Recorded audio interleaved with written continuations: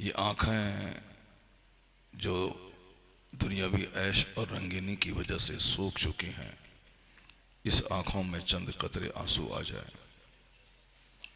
आज हर चेहरा जो उदास है, कुफ्र की यलगार है, इस यलगार में अपने हौसलों को बुलंद किया जाए। मुसलमानों के चेहरे मायूस हैं, उस उदास चेहरों को कुछ खुशी अता कर दी जाए और बता दिया जाए कि जो हालात आज हैं ऐसा नहीं है कि इस्लाम ख़तरे में आ गया है। 1400 साल हो गए, किसी भी दिन इस्लाम बैकफुट पे नहीं गया है, बल्कि इस्लाम का हर दिन पहले दिन से बेहतर होता चला जा रहा है। तो आज कुरान करीम की एक दो आयतें पढ़कर हम ये समझना चाहेंगे और सुनना चाहेंगे कि हमारे मज़हब का मुस्तकबिल कैसा है, आने वाला वक्त हमारे लिए कैसा आने वाला है और पूरी दुनिया में कौन सी क्रांति और कौन सा इनकलाब पैदा होने वाला है। वैसे तो दुनिया में सारे लोग अपनी अपनी बातें करते हैं, लेकिन सबसे अच्छी बात वही है कि जो बात अल्लाह रब्बुल इज़्ज़त ने की है। सबसे मजबूत कलाम अल्लाह का कलाम है। बंदा कमज़ोरियों से भरा हुआ है, हम और आप कमज़ोर हैं। थोड़ी देर नात सुने, थक गए, घर चले गए। थोड़ी देर जगे, फिर नींद आने लगी। थोड़ा सा खाना खाए, वॉशरूम चले गए। वॉशरूम में जाना ये हमारी कमज़ोरी है कि उसके बगैर हम जिंदा नहीं रह सकते। खाना पीना ये हमारी कमज़ोरी है, उसके बगैर हम जिंदा नहीं रह सकते। नींद हमारी कमज़ोरी है, उसके बगैर हम जिंदा नहीं रह सकते। बीमारी के बाद सेहत और तंदुरुस्ती, तंदुरुस्ती के बाद बीमारी, ये हमारी कमज़ोरी है। रात के बाद दिन, दिन के बाद रात, जाड़े के बाद गर्मी, गर्मी के बाद बरसात, ये सब दुनिया का नियम है। ये सारा सिस्टम चलता रहेगा। इंसान कमज़ोरियों का पुतला है। भले ही हम बोलें कि हम बहुत ताकतवर हैं, ऐसा नहीं है। हमारी तारीख बड़ी कमज़ोर है। हम लोग क्या कोई ज़बरदस्त बात बोल पाएंगे। हम लोग एक जलील नापाक कतरे से पैदा हुए हैं। ये एक फैक्ट है, ये सच्चाई है, सबको मालूम। एक ऐसा कतरा जिसके निकलने के बाद अंग अंग नापाक हो जाता है, सबको मालूम है। उसी खतरे से इंसान पैदा हुआ। ये सबों को मालूम है कि माँ के शिकम में 9 महीने तक बच्चा रोटी नहीं खाता है, पानी नहीं पीता है, वहाँ सिर्फ माँ का खून पी के जिंदा रहता है। और वो भी ऐसा खून जिसके निकलने के बाद नमाज पढ़ना औरतों पे हराम हो जाता है, रोज़ा रखना हराम हो जाता है। यानी वो जो हर माह पाबंदी से औरतों की जो कमज़ोरियाँ हैं, खून, इसी को रोक करके बच्चों की ग़िज़ा का इंतज़ाम होता है माँ के शिकम में। कितने कमज़ोर हैं हम, और किस कदर बड़े बड़े दावे हमारे होते हैं कि हमसे बड़ा कोई नहीं, हमसे अच्छा चेहरा किसी का नहीं, हमसे अच्छा घर किसी का नहीं, हमसे अच्छी बिल्डिंग किसी की नहीं, हमसे बड़ी कार किसी के पास नहीं। जो आदमी माँ के पेट से माँ का माहवारी खून पी के दुनिया में आया हो, जो आदमी एक नापाक कतरे से बना हो और ये दुनिया में डींगे मार रहा है। आज दुनिया में जो हर आदमी सुकून से महरूम है, सिर्फ ये डींग मारने की वजह से। अरबपति वो भी जहर खा के मर रहा है। ऐसा नहीं कि जहाँ पैसा है वहाँ बहुत मस्तियाँ हैं, बहुत सुकून है। ये जब से लोगों ने डिंग मारना शुरू किया है कि हमारे दिन आ गए, हम जो चाहेंगे सो करेंगे, इन्हीं रजीलों और खसीसों की वजह से दुनिया में आग लगी हुई है। आज गरीब से लेकर के अरबपति सारे परेशान हैं और बहुत परेशान हैं। इतने परेशान हैं लोग कि वो तो बज़ाहिर वो बोल नहीं पाते हैं, लेकिन अंदर से उतने ही परेशान हैं जिस कदर दुनिया का सबसे बड़ा British comedian, film star Charlie Chaplin बोला था कि I like to walk in the rain, nobody can see my tears. मैं बारिश में टहलना चाहता हूं ताकि जी भर के रोऊं और कोई मेरे आंसू को देख नहीं पाए। ये कौन? जो पूरे बिहार को खरीद लेगा, इतना बड़ा दौलतमंद है वो। करोड़ों जिसके फैंस हैं, अरबों खरबों की दौलत जिसके पास है, दुनिया के हर ममालिक में जिसके चाहने वाले लोग हैं, इतना बड़ा आदमी वो कहता है कि इतना गम मेरे सीने में है, मैं जी भर के रोना चाहता हूं, और वो भी बारिश में, ताकि मेरे आंसू को कोई देख नहीं सके। अब इसके आगे और क्या हो सकता है? लोग 5 वक्त की नमाजें छोड़ते हैं, क्यों? ताकि मैं कुछ पैसे कमा लूं और आराम से रहूं। रमजान में 30 रात तरावी की नमाज पढ़नी चाहिए, मगर 90% लोग नहीं पढ़ते। क्यों? ताकि 2-4 पैसे कमा लो, 5 दिन में तरावी पढ़ लो, उसके बाद फिर फ्री हो जाऊं, जो चाहो सो करो। औरतें जो घर में रह के घर को खुशबूदार बनाने के लिए पैदा हुई हैं, आज वो भी जींस टी शर्ट पहन के लैपटॉप लेके बाजार में कमाने निकल गई, ताकि खूब पैसा कमाएं और आराम से रहें। जो घर को रश के जन्नत बनाने पैदा हुए, जो अपने शिकम से इमाम, मुजतहिद, मुजद्दिद, गौस, कुतुब, अब्दाल पैदा करने के लिए पैदा हुई, वो मार्केट में मारे मारे फिर रही है 2-4 पैसा कमाने के लिए। तुम कितना कमाओगे? तेरा शौहर 1 लाख कमाएगा और तुम 1 लाख कमाओगी 2 लाख रुपए। मास्टर बन के कितना कमा सकती हो? और इंजीनियर बन के अपना घर दरवाजा छोड़ करके बाहर हॉस्टल में रह करके 2-4-10 मर्दों से हाथ मिला के इज्जत बेच के कितना कमाओगी तुम? 2 लाख रुपए महीना। यहां जो 50 करोड़ महीना कमाता है वो रो रहा है, वो जहर खा के मरना चाहता है। इसी बिहार की राजधानी पटना में अरबों में खेलने वाला एक जौहरी, जो विदेश से घूम के आया था, फ्रांस, जर्मनी, नॉर्वे, कनाडा से। हम लोग कहां घूमेंगे? पैसा होगा बंबई जाएंगे, पैसा होगा ऊटी जाएंगे, पैसा होगा गुलमर्ग और डल झील देखने कश्मीर जाएंगे, और कहां जा सकते हैं? थोड़ा सा पैसा होगा तो थाईलैंड की राजधानी बैंकॉक जा सकते हैं, क्योंकि आजकल घूमने का कल्चर शुरू हुआ है। घूमने का कल्चर शुरू हुआ है। जाहिर सी बात है, जो आदमी अल्लाह का जिक्र नहीं करेगा घर में सुकून कहां से मिलेगा? सिर्फ घूमना चाह रहा है। घर से बाहर निकल के बाजार में, शहर में लोग घूम रहे हैं ताकि थोड़ा सा करार मिल जाए, सुकून मिल जाए, रिफ्रेशमेंट हो जाए, मैं तरोताजा हो जाऊं। एक ऐसा रास्ता लोग चुन रहे हैं तरोताजगी के लिए, सिर्फ माल का रास्ता, सिर्फ माल कमाना, गाड़ी खरीदना। तुम कितनी गाड़ी खरीदो? कितने पैसे की गाड़ी तुम खरीदोगे? बुलेट 3 लाख रुपए की। अजहरुद्दीन ने अपने बेटे को 16 लाख की बाइक आज से 15 साल पहले दिया था। कितना कमाओगे तुम? कितने पैसे कमा सकते हो तुम? और कितनी महंगी कार पे चल सकते हो तुम?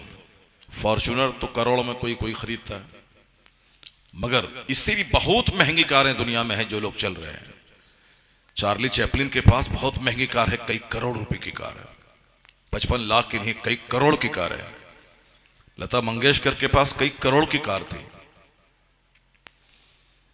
हिंदुस्तान में 100 करोड़ की कार सड़क पे दौड़ रही है। 100 लाख नहीं, 100 करोड़ की कार है। मैं सिर्फ ये कहना चाहता हूं, आज हमारी मस्जिदें उजड़ गई इसी पैसे के शौक में। आज हमारे जलसे उजड़ गए उसी पैसे के चक्कर में। आज समाज का सुकून खत्म हो गया, कोई किसी से मिलना नहीं चाहता। पहले जमाने में मिट्टी का घर था, मगर मोहब्बतें इतनी थी कि मेहमान के आने के बाद घर वाले को फिक्र नहीं होती थी दस्तरखान कहां से सजेगा। गांव के सारे लोग दूसरों की इज्जत को अपनी इज्जत समझते थे। मेहमान इसके घर पे आता था, वहां कुछ नहीं है तो पड़ोस के लोगों ने सारा सामान मुहैया कर दिया। इतनी मोहब्बतें थी समाज में। आज बुलेट, कार, मकान, गाड़ी, सोफा, गद्दा, इंटीरियर डेकोरेशन, साहब क्या क्या नहीं, आजकल नई नई चीजें पैदा हो गई। एक बल्ब से पहले काम चलता था, आज हजारों बल्ब जलाए जा रहे हैं ताकि जिंदगी में मजा आ जाए। पहले सिर्फ एक छत होती थी, उसी में चूना गर्दानी होती थी, लेकिन आज छत के अलावा नीचे एक फॉल्स सीलिंग हो रही है ताकि मजा मिल जाए। पहले लकड़ी की 2-4 कुर्सियां होती थी, उसी कुर्सी पे लोग आके बैठते थे और दिन भर की बातें लोग करते थे, मोहब्बत का इजहार करते थे। गरीबी में भी मुसर्रत के दिन थे। लेकिन आज 5-5 लाख का सोफा घर में लगा हुआ है, कोई बैठने वाला नहीं। हर आदमी अपने आप में मस्त है कि हमसे बड़ा कौन है, हम क्यों उसके घर में जाएं, वो हमारे घर में क्यों नहीं आएगा। सब सोफा लगा के बैठा हुआ है, अब कोई किसी के घर नहीं जाता है। 1000 बल्ब जलाए हुए हैं और सब बैठ के रोते हैं। साहब खाने पीने में रोजाना तरह तरह के डिशेज हैं, सब रो रहे हैं। वो दूसरों के सामने जो कहता है गुटखा खा के पान से मुंह लाल करके हम खुश हैं, एक सीना पे एक तमाचा मारा जाए तो सारा गम उगल देगा। वो जितना गम है यहाँ सीने में सारा गम उगल देगा। तो आखिर सुकून है कहाँ। पटना का अरबपति बाहर से घूम के आया, 4 दिन के बाद 4 लाश उनके घर से निकली। पूरी कहानी खत्म हो गई उसकी। और बिल्डिंग बनाइए और गाड़ियां खरीदिए और मस्जिदों को उजाड़िए और मदरसे में वो गरीब मजदूर का बच्चा पढ़ेगा। अरबपति के बच्चे कहाँ पढ़ेंगे, उसकी बेटियां कहाँ पढ़ेंगी, हॉस्टल में रहेंगी, इंजीनियर डॉक्टर बनेंगी और हमारे बेटे भी डॉक्टर बनेंगे। और जो गरीब मिस्कीन जिसकी सोच कमजोर है, जिसके पास कोई बड़ा प्लान नहीं है, ये जाके मदरसे की टूटी चटाई पे बैठ के हाफिज कुरान बन के आएगा और वो जो नमाज पढ़ाएगा तरावी की, और सारा गांव का नौकर बन के वो रहेगा। 1 मिनट तकरीर लंबी हुई तो सारे लोग डांटेंगे, थोड़ी सी क़िरात लंबी हुई तो सारे लोग उसको धमकी देंगे। यानी जो समाज का सबसे ज्यादा कमजोर आदमी है वही हमारा इमाम बनेगा, वही हमारा लीडर बनेगा, वही हमारे आगे रहेगा। यह और बात है कि इस्लाम की अजमत की वजह से हम मजबूर हैं कि मस्जिद के मुसल्ले पर वही जाएगा जो कुरान हदीस का इल्म जानता है। लायर, बैरिस्टर, प्रोफेसर, 1000 एकड़ जमीन का जोतने वाला, वो सब नीचे है, मगर मेंबर पे एक आलिम दीन जाता है। ये तो मजबूरी हमारी है, वरना अगर बस चले तो उस गरीब के बच्चे को फाटा दिया जाए और कोई पैंट शर्ट पहनने वाला मेंबर पे चढ़ जाए। एक मजबूरी है कि हम ऐसा कर नहीं सकते, वरना उसकी इज्जत सिर्फ मुसल्ले इमामत तक है। उसके अलावा फिर उसके माँ बाप लगा के गाली देना, उसकी गुर्बत का ताना देना, उसको अपने बाजार से सब्जी मंगवाना, उसकी तकरीरों को साहब उसका मजाक उड़ाना, ये सारी बातें होंगी। ये कमजोर आदमी जो हमारा कायद और इमाम बनेगा, क्या हाल होगा समाज का। वो कभी खुल के हक बात बोल नहीं पाएगा, वो कभी खुल के बुराई की मुसब्बत नहीं कर पाएगा, वो कभी भी दूसरों को बुराइयों पे डांट नहीं पाएगा, क्योंकि वो बिल्कुल अंदर से सहमा हुआ रहेगा। जो दबंग हैं, हेल्दी हैं, सेहतमंद हैं, ऊंचे खानदान के लोग हैं, वो सारे के सारे स्कूल कॉलेज में पढ़ेंगे और इंजीनियर बनेंगे, डॉक्टर बनेंगे, प्रोफेसर बनेंगे और आलिम दीन को नौकर समझेंगे। मस्जिदें उजड़ गई, मदरसे उजड़ गए। अगर यहाँ कव्वाली होती तो आज 1 लाख आदमी होता, इलाके के 50 गांव के लोग जमा होते।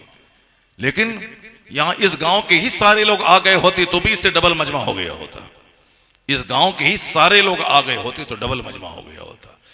क्या मतलब है, वो 2-4 मजनू किस्म के नौजवान हैं जो इस जलसे को मुनक़िद कर रहे हैं, वरना बस चले तो फिर यहाँ बंबई से आके कोई नाचेगी, बस चले तो कोई साहब बनारस से आने के बाद यहाँ डांस करेगी। वह कौन है जो जलसा सुनता है, कौन है जो अच्छी बातें सुनेगा, कौन है जो ये करो ये नहीं करो सुनेगा। आजकल कोई सुनने वाला है क्या? आजकल तो सब गाना सुनने वाला है, आजकल तो सब म्यूजिक सुनने वाला है। इतना गम अल्लाह ने दुनिया में डाल दिया है कि तुम मस्जिदों को वीरान करके चाहते हो कि सुख मिले, नहीं होगा। तुम मदरसों को उजाड़ के चाहते हो कि हम आराम से रहें, नहीं रहोगे। तुम अजान सुनने के बजाय कव्वाली सुन के मस्ती करना चाहते हो, नहीं होगा। इतना गम अल्लाह ने दुनिया में डाल दिया है कि अरबपति से लेकर गरीब तक सारे लोग परेशान हैं।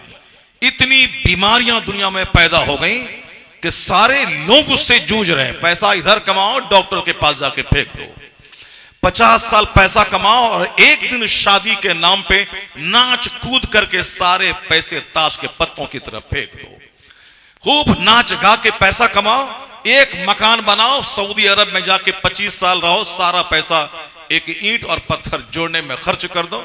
उसके बाद हाथ सूखा, फकीर भूखा बन के परेशान रहो। दुनिया कर्ज में डूबी है, दुनिया बीमारी से जूझ रही है, इसलिए कि दुनिया का बनाने वाला अल्लाह है। अल्लाह रब्बुल इज्जत ने अपनी इबादत के लिए दुनिया के लोगों को पैदा किया है, इंसान और जिन्नात को। लेकिन अल्लाह की जमीन में रहकर, अल्लाह के आसमान के नीचे रहकर बंदा मनमानी शुरू कर दिया। शरीफों को सताना, अल्लाह की इबादत करने वालों को इबादत नहीं करने देना। रेलवे स्टेशन पर अभी मैंने कल देखा एक लड़का, मैं एयरपोर्ट पर बैठा हुआ था, अब दिल्ली एयरपोर्ट पर मैं बैठा हुआ था परसों। अब एक लड़का एक लड़की के साथ चुमा चाटी कर रहा है, बिल्कुल सामने मेरे पीछे वो लोग बैठे हुए, दोनों एक दूसरे का मुंह चूम रहे हैं, कोई बोलने वाला नहीं है। लेकिन वहीं हम नमाज पढ़ने के लिए बरेली शरीफ में आज से 1 महीना पहले जोहर की नमाज पढ़ने के लिए वजू किया। वजू करने के बाद 2 रकात नमाज पढ़नी है, सफर में कसर पढ़ना है, 4 रकात फर्ज को 2 रकात पढ़े, ये कसर है। 2 रकात पढ़ने में बमुश्किल तमाम 4 मिनट।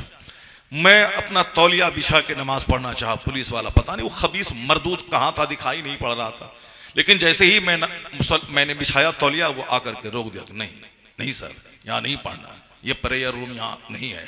आप एक कंप्लेन लिख दीजिए कि प्रेयर रूम बनाओ यहाँ, आप एक लिख दीजिए, मगर हम नहीं पढ़ने देंगे। बताइए, 2 मिनट का काम है, चूमा चाटी हो रहा है, कोई बोलने वाला नहीं, लोग देख रहे हैं, अपना चले जा रहे हैं। वो तो चूमा चाटी को भी आज लोग नहीं देखते। कल आने वाले वक्त में 10-20 साल के बाद प्लेटफॉर्म पे, रेलवे स्टेशन पे ज़नाकारी होगी। यह आया, किताब में आया है। आखिर जमाने में जैसे कुत्ता कुतिया के साथ मिलता है सबके सामने, उसी तरह मर्द और औरत आपस में मिलेंगे, कोई बोलने वाला नहीं होगा, क्योंकि सारे लोग अंदर से इतने गिर गए होंगे। पहले तुम्हारे गांव में एक गरीब आदमी अगर अपनी बीवी को किसी अजनबी मर्द से बात करते हुए देख लेता था, वो उसको तलाक की धमकी देता था, मैं तलाक दे दूंगा, तुम्हारे जैसी औरत को अपने निकाह में मैं नहीं रखूंगा। लेकिन आज सारे लोग समझ गए हैं कि शादी से पहले जो कुछ हुआ सब लोग भूल जाते हैं। पता भी चला कि इसका संबंध दूसरे से था, मगर लोग इतने गंदे हो गए कि सबने स्वीकार कर लिया कि शादी से पहले जो हुआ हमसे हुआ, तुम माफ कर दो, तुमसे हुआ हम माफ कर देते हैं, अब नई जिंदगी गुजार रहे हैं। पहले जहां पता चलता था कि इसका संबंध दूसरे से है, लोग तलाक दे देते थे, लेकिन आज अपनी आंखों से बिस्तर पे देखने के बावजूद तलाक नहीं दे सकते उसको, ताकि उसको जेल में सड़वा देगी वो। अब कहते हैं कि चलो जो हुआ सो हुआ, अब नहीं होना चाहिए। इस कदर अंदर से गिर गए लोग। जाहिर सी बात है, दोनों तरफ से खताएं हैं। मर्द भी सर अंदर से लेके बाहर तक गिर गए, औरतें भी अंदर से लेके बाहर तक गिर गई। ये दोनों खबीस खबीसा एक साथ मिल गए। अब औलाद कैसी पैदा होगी? महाखबीस। दुनिया शरीरों से भर गई, दुनिया रजीलों से भर गई, दुनिया शराबियों से भर गई। उसकी वजह माँ बाप शरीर हो गए। इस कदर बुराइयां आने वाली हैं कि आया है किताब में कि मर्द औरत रास्ता चलते ज़िना करेंगे, कोई टोकने वाला नहीं होगा। आज तुम मौलाना को कहते हो कि तकरीर मत करो, कहानी बोलो। एक मरदूद उड़ीसा में मस्जिद का मुतवल्ली खबीस मरदूद अपने इमाम से कहा कि ज्यादा हक हलाल की बातें नहीं करने का, ये हराम है, ये हलाल है, ये जायज है, ये नाजायज है। मौलाना शहरयार साहब की तकरीर सुनने के बाद तकरीर नहीं करने का, क्या करने का? कोई कहानी बोलो, कोई किस्सा बोलो, यानी किस्सा बोलो, कोई एक कहानी सुना दो। जुमा के दिन आधा घंटा तकरीर तो करनी है, एक कहानी कोई सुना दो, किस्सा सुना दो। बाकी हराम हलाल नहीं करने का ज्यादा, ये हराम है तो ये हलाल है, ये सूद हराम है, झूठ हराम है, शराब हराम है, ज़िना हराम है, बेपर्दगी हराम है, चुस्त लिबास पहनना हराम है, नमाज छोड़ना हराम है, एक वक्त की नमाज जो छोड़ेगा 80 बरस जहन्नम में जलेगा। ये सारी बातें नहीं करने का कौन सुनता है इस जमाने में? कहानी सुना दो सिर्फ।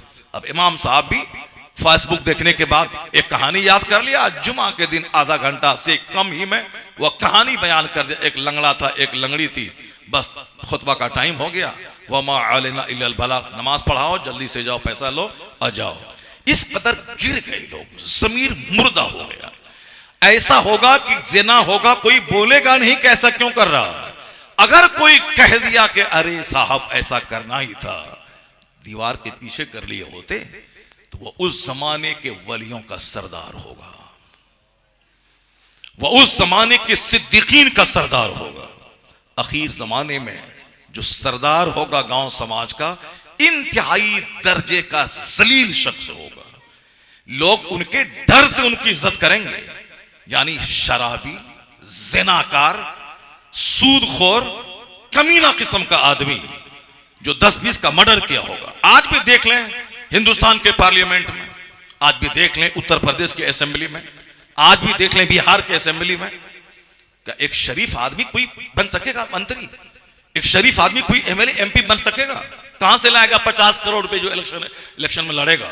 हाँ, जो चोरी करके, डकैती करके, हरामखोरी करके अब पैसा जमा किया, इलेक्शन में पैसे को फेंक दिया, शराब पिलाया, 2-4-10 का मर्डर किया, सारे लोग डर से सहम करके उसको वोट दिए। बाहुबली आज समाज के लीडर बने हुए हैं, 2-4-10 का मर्डर करने वाले समाज के लीडर बने हुए हैं। आने वाला वक्त तो और बुरा आने वाला है। हदीस में आया है, मिशकात शरीफ में आया है, जो कुछ हुजूर ने कह दिया है सब कुछ हमारी आंखें आज देख रही हैं। आका ने फरमाया लोग कब्रिस्तान दौड़ के जाएंगे, तमन्ना करेंगे कि काश मैं मर गया होता। मरने की तमन्ना कोई करता है? कोई नहीं करता। 90 साल के बूढ़े को भी कहें कि मरेंगे कल, बोलेगा नहीं नहीं अभी थोड़ा 10-20 साल और जिंदा है ताकि नवासी और पोता और नतनी की शादी ब्याह सब देख लें। 90 साल उम्र होगी फिर भी कोई मरना नहीं चाहता। लेकिन जिसका ईमान प्यारा होगा, जिसको, वो कब्रिस्तान दौड़ के तमन्ना करेगा काश मैं मर गया होता ताकि ये दिन मुझको देखने को नहीं मिलता। पहले बाजार में एक औरत नहीं मिलती थी सामान खरीदने के लिए, मर्द जाते थे। लेकिन आज एक मर्द नहीं मिलता है मार्केटिंग करने में, सारी औरतें। अभी आज एक शख्स बोल रहा था कि एक औरत हमारे मोहल्ले की 3 बार मनीष मार्केट जा चुकी है। मनीष मार्केट मतलब बंबई का सबसे मशहूर फेमस कपड़े का मार्केट, मनीष मार्केट। वह 3 बार जा चुकी है, वहीं इफ्तार भी करी होगी, वहीं सहरी भी खाई। इस कदर रश, इस कदर भीड़ सिर्फ औरतों की, सिर्फ औरतों की भीड़ कपड़ा खरीदने की। पहले मर्द लाके देता था, औरतें पहन लेती थी, लेकिन आज मर्द लाके दे, औरतें नहीं पहनती। इसलिए मर्द भी आज उनके सामने घुटने टेक कर कपड़े, पैसे दे दिया, जाओ अपने से जाके खरीद लो। अब बाजार औरतों से भरा हुआ है। गैर मुस्लिम की आंखें सेकी जा रही हैं, उनकी कलाइयां खुली हैं, उनकी गर्दन खुली है। खूब मजा ले ले करके एक कपड़ा खरीदना है, 100 कपड़े को सामने देखना है, घंटों रहना है। ये सारे तमाशे हो रहे हैं। अब इसमें कोई लड़की गैर मुस्लिम के साथ भाग गई तो अब सारा मौलाना ढिंडोरा पीट रहा है। अरे साहब ये हो गया, नेता बोलता है ये हो गया, सारे लोग बोलते हैं ये हो गए हैं, पब्लिक बोलती है मौलाना खिताब नहीं करता है, साहब हमारी बेटियां गैरों के साथ भाग रही हैं। ये सब अज़ाब इलाही है। सारा काम उल्टा पुल्टा, जो काम मर्दों का है वो काम औरत कर रही है, और जो काम औरत का है वो काम मर्द कर रहे हैं। जब तक उल्टा पुल्टा काम होता रहेगा, न सुकून मिलेगा, न चैन मिलेगा, न राहत मिलेगी, न तंदुरुस्ती का मजा मिलेगा। चूंकि अल्लाह ने सारा सुकून, सारा चैन, सारी राहत अपनी इबादत, अपने जिक्र में रखा है। अल्लाह कहता है अला बिज़िक्रिल्लाह तत्मइन्नुल कुलूब, जान ले कि आराम और चैन सुकून न हवाई जहाज पे उड़ने में है, न 50 लाख की फॉर्च्यूनर में है, न 5 लाख के सोफा गद्दा में है, न 50 मंजिला मकान में है, न फिर ऐशो आराम के खाने में है। अल्लाह ने सारा सुकून अपने जिक्र में रखा है, अपनी इबादत में रखा है। जहां सजदा है वही सुकून है, जहां इबादत है वही सुकून है, जहां तिलावत है वही सुकून है, जहां मुस्तफा की गुलामी है वही सुकून है। नारे रिसालत, हबीबे तैबा कॉन्फ्रेंस, मजहबे इस्लाम, पैगंबरे इस्लाम, मसलके आला हजरत। बातें तो अपने हिसाब से सब बनाते हैं, सब माल के पीछे पागल है। अल्लाह ने कुरान शरीफ में एक बात कही है, जरा गौर से सुनिएगा। अल्लाह ने कहा है कि वलौला अय्यकून अन्नास उम्मतन वाहिदा लजअलना लिमन यकफुरु बिर्रहमान लिबुयूतिहिम सुक़ुफम मिन फिद्दा व मआरिज अलैहा यज़हरून। जरा गौर से सुनिएगा कि कुरान शरीफ में अल्लाह ने क्या कहा। अल्लाह कहता अगर सारे लोगों के काफिर होने का चांस नहीं होता तो इतनी दौलतें हम काफिरों को दे देते कि उनके मकान की छतें चांदी की बना देते। इसके अलावा और क्या हो सकता है? ये बातें कोई मौलाना मौलवी की नहीं है, ये बातें दुनिया बनाने वाले खुदा ने कही है, जो 1 मिनट के जलजले में सारी दुनिया को तबाह कर दे, सारे लोगों को जमीन में धंसा दे। अभी थाईलैंड की राजधानी बैंकॉक बुराई के लिए मशहूर है। हिंदुस्तान के लोग, विपक्ष के लोग भी ताना कसते हैं कि राहुल गांधी क्यों बार बार थाईलैंड जाते हैं, क्यों बैंकॉक जाते हैं। बहुत सारे लोग जाते हैं, चूंकि मस्ती करने के लिए बहुत मशहूर जगह है, वो जाते हैं। पहले लोग काठमांडू जाते थे। इतना याद रखिए, अल्लाह तबारक व तआला है, अल्लाह बंदों को छूट देता है 10-20 साल, उसके बाद जब पकड़ता है तो बंदों की बुनियाद काट के रख देता है।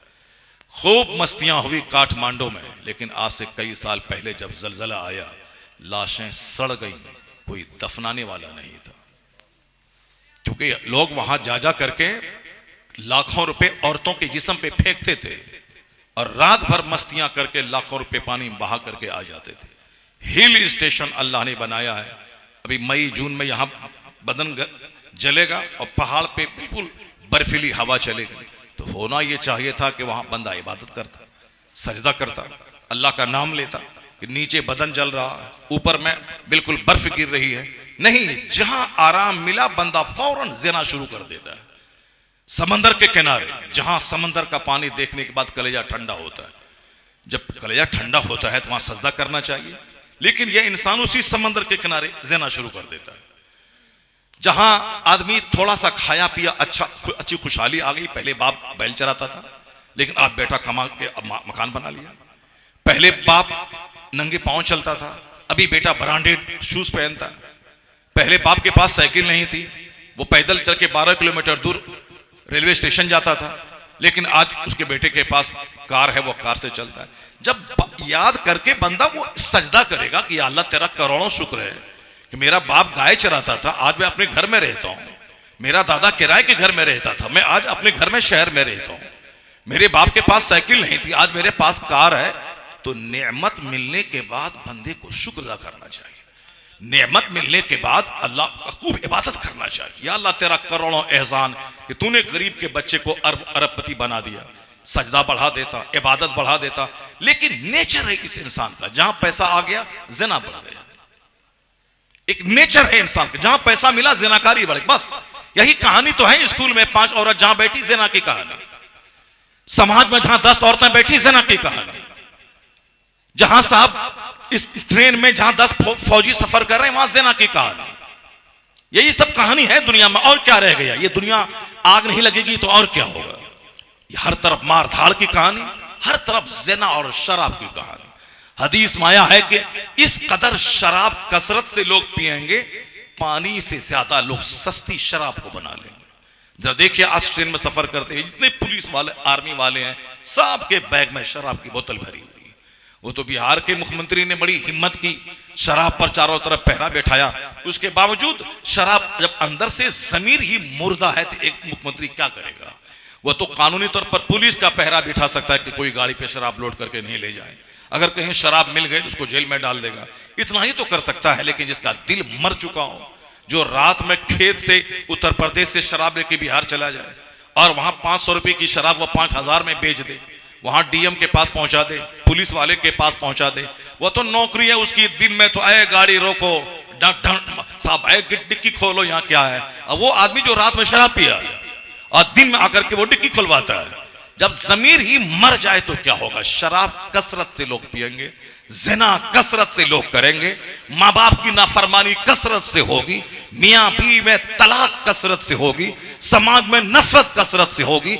इस तरह से लोग जहन्नम की आग में तो वहां जलेंगे मरने के बाद, इस दुनिया ही में मुसीबतों की आग में जलेंगे। वो सब अमीर भी जलेंगे, गरीब भी जलेंगे, पढ़े भी जलेंगे, बेपढ़े भी जलेंगे। ये हमारे हाथ की कमाई होगी।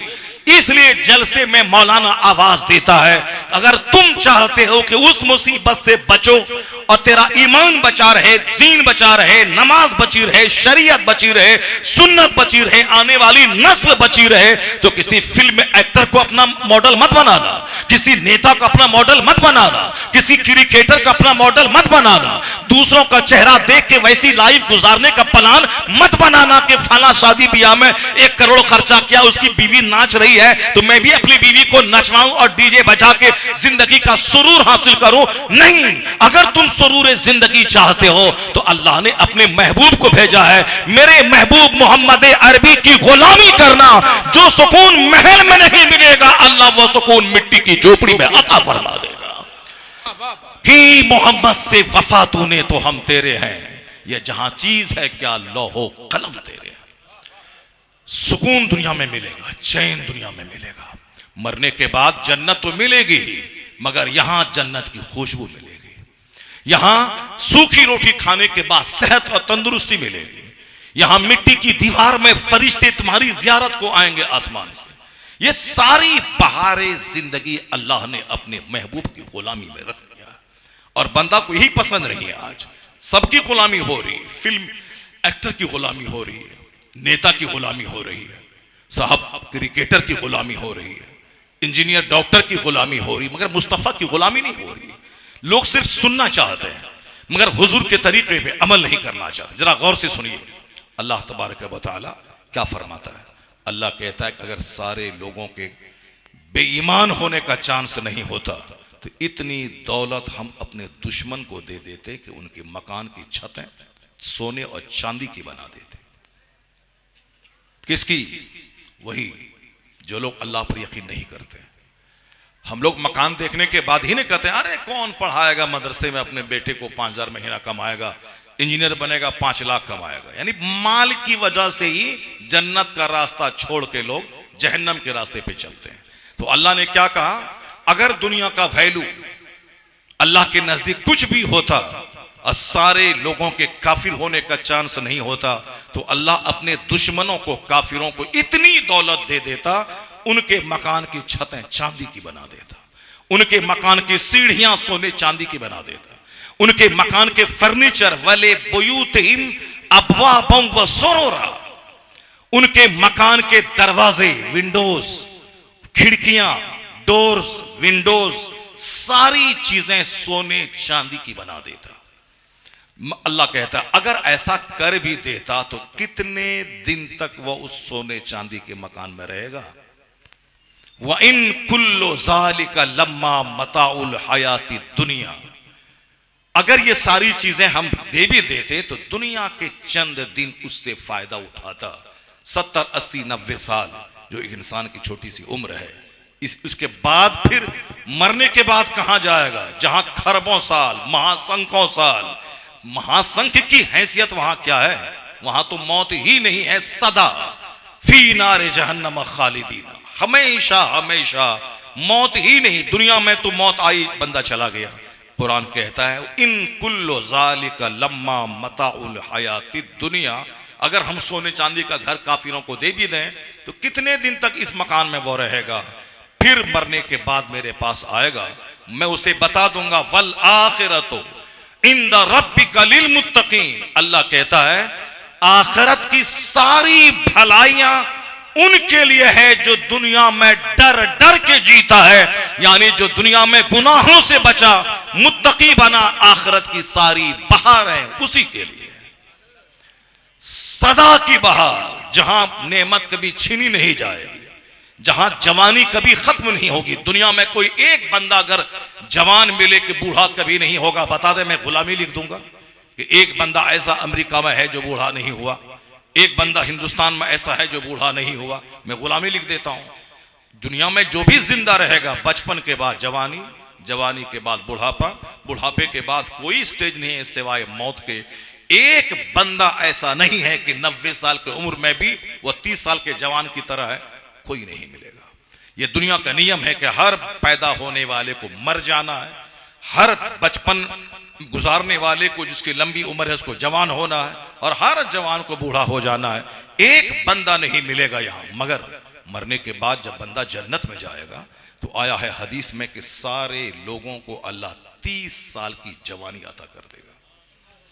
सारे लोग, चाहे वो 90 साल की उम्र में मरे, चाहे वो 100 साल की उम्र में मरे, मगर जन्नत मिलने के बाद वहां हर जन्नती की उम्र 30 साल के जवान की हो जाएगी, और वो जवानी कभी खत्म नहीं होगी। दुनिया की जवानी खत्म होगी, बुढ़ापे पे खत्म होगी। दुनिया की जवानी बस आज से 10 साल पहले अगर आपने मेरी तकरीर सुनी है, मेरी दाढ़ी के सारे बाल काले थे, मेरे सर के बाल सारे काले थे, लेकिन आज दाढ़ी के कुछ बाल को छोड़ के सारे बाल सफेद हो गए। बस देखते ही देखते 10 साल के अंदर में, आने वाले कुछ साल के बाद आपकी खबर मुझको मिलेगी कि फलां सा आबिद भाई नहीं है, जकीर भाई नहीं है, अबू बकर भाई नहीं है, अहमद भाई नहीं है, या फिर आप जिंदा रहे तो मेरी खबर सुनेंगे कि फलां मौलाना नहीं है, फलां मौलाना नहीं है, फलां मौलाना नहीं है, फला नाथ खां नहीं है, जफर जलालपुरी नहीं है, हुनर पलामवी नहीं है, कारी रजीउल्लाह साहब नहीं है, गुलाम मेहुद्दीन साहब नहीं है, फला साहब नहीं है, तो फिर आप हमको पूछेंगे कि अरे मरना तो सबको है, मौलाना भी तो मरा, फिर आप कैसे हमको डरा रहे हैं? हाँ हाँ, यही तो फर्क है। कारी रजीउल्लाह साहब मर गए, मगर कैसी मौत मरे? वह गुटखा खाते हुए नहीं मरे, वो ताड़ी पीते हुए नहीं मरे, वो शराब पीते हुए नहीं मरे, वो अखबार पढ़ते हुए नहीं मरे, वो साहब हॉस्पिटल में एड़ी रगड़ के नहीं मरे, वो झूठ बोलते हुए नहीं मरे। क्या बोलते मरे? अल्लाह का जिक्र करते हुए मर गए, दीन समझाते हुए मर गए। तो तवाइफ के कोठे पे मरना और है, मस्जिद की चटाई पे मरना और है, शराब पीते हुए मरना और है, इफ्तार करते हुए मरना और है, दुनिया दुनिया करते हुए मरना और है, अल्लाह अल्लाह करते हुए मरना और है। मरना तो सबको है, तुम भी मरेगा, मौलाना भी मरेगा, मगर तुम किस हाल में मरेगा? बंदा जिस हाल में जीता है उसी हाल में मरता है। बंदा जो सारी जिंदगी सजदा ना किया हो, ऐसा कभी नहीं होगा कि मरते वक्त मस्जिद में वजू करके जाए और सजदा करे वहीं मर जाए। जो सारी जिंदगी नमाज छोड़ा हो वो हालत नमाज में मर जाए, ऐसा कभी नहीं होगा। जो सारी जिंदगी ताड़ी पिया हो वो कभी नहीं होगा कि वो जमजम पीते हुए मर जाए, ऐसा नहीं होगा। जो जिस हाल में जीता है उसी हाल में मरता है, और जो जिस हाल में मरेगा उसी हाल में क़यामत के दिन उठाया जाएगा। इसीलिए अच्छी मौत मरने के लिए बंदे को प्रैक्टिस करना चाहिए शुरू से। वह सजदा ज्यादा करे ताकि उसी हालत में मौत आए, वह तिलावत ज्यादा करे ताकि उसी हालत में मौत आए, वह रमजान के रोजे के अलावा हर महीने 3, 4, 5 रोजे रखे ताकि उसी हालत में मौत आ जाए। वह अच्छी सच्ची बातें हमेशा बोला करे ताकि सच बोलते बोलते मौत आ जाए। वो अपने माँ बाप की खिदमत करे ताकि उसी खिदमत करते करते मौत आ जाए। वह दीनी किताबों का रोजाना कम से कम 1 घंटा मुताला करे। फिजिक्स, केमिस्ट्री, बायोलॉजी, मैथ पढ़ेगा तो 2 रुपया कमाने वाली नौकरी मिलेगी। अगर कुरान और हदीस पढ़ेगा तो खरबों साल की जन्नत की बहारें मिलेंगी। इसीलिए पेट पालने के लिए 5 घंटे स्कूल में पढ़ाकर ताकि नौकरी मिले, 2 पैसा कमा के पेट पालूं, और रोजाना टाइम निकाल के आधा घंटा कुरान पढ़ाकर ताकि जन्नत में यह कहा जाए कि कुरान पढ़ता जा और जन्नत की मंजिलें तय करता जा। जहां कुरान खत्म होगा वही जन्नत में तेरी मंजिल हो जाएगी। कोई साल लग जाते, एक खत्म नहीं कर पाता। रमजान जैसा दिन गुजर गया, जबकि रमजान में हर आदमी को कम से कम 10 दिन में 1 खत्म करना चाहिए, 3 खत्म, और ज्यादा अल्लाह टाइम फुर्सत दे तो 11 महीने खूब आराम से खाए पिए 1 महीना में कोशिश करे 10 खत्म कुरान हो जाए। 10 कैसी तौफीक मिलेगी? जो साल भर 1 पारा कुरान 1 पेज नहीं पढ़ा है, वो रमजान में 10 खत्म कैसे करेगा? 1 खत्म करना उसके लिए भारी भारी हो जाएगा। 5 खत्म कैसे करेगा? लेकिन इमाम आज़म अबू हनीफा रज़ी अल्लाह ताला अन्हु थे, करोड़ों मुसलमानों के इमाम, जो रमजान में 61 खत्म कुरान किया करते थे। 1 खत्म रात में, 1 खत्म दिन में, 1 खत्म तरावी। बस खूब गुटखा खाओ, खूब दाढ़ी मोछ के बाल मुंडो, खूब काफिरों और मुशरिकों की तरह जिंदगी के दिन गुजारें। खूब अपनी बेटी को पढ़ा के बेटा को बना दें लुचवा, बेटा को बना दें आशिक, दिलफेक, प्रेमी, गली कूचे में घूमकर दूसरों की बहु बेटी को सूंघने वाला, और बेटी जींस टी-शर्ट पहन के कोटा और भोपाल जाके तैयारी करके इंजीनियर बनेगी। जिसको बनना था डॉक्टर वो तो बन गया आशिक, जिसको रहना था घर में वो कोटा में चली गई, वहां से एक प्रेमी को साथ में लेके चले आई, यानी चौपट हो गए।